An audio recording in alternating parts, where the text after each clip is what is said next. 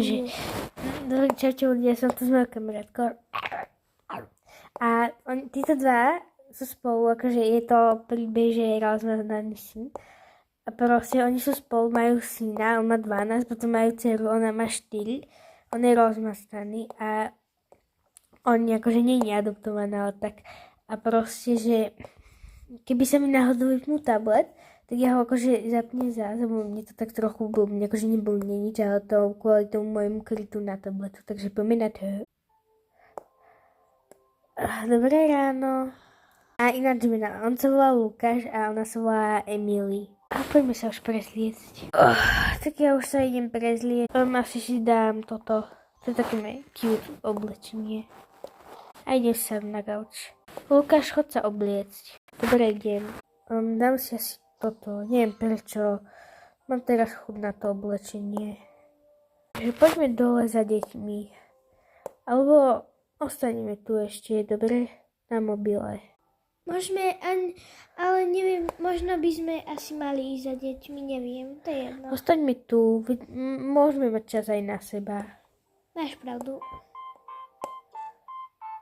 Takže teda buďme spolu.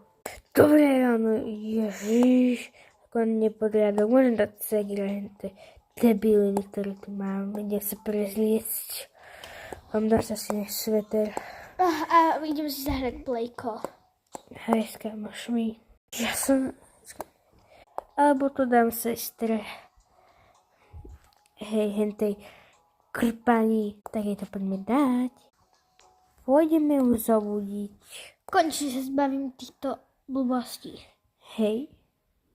Sestra, stávaj. Čo sa deje? No, chcel by som ti dať tie dvoje debiliny, čo som tam mal. To mi naozaj dáš?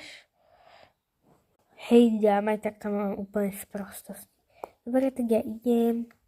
Hej, ale pekne počkáš na mňa. Dobre. Wow, to toľko vecí.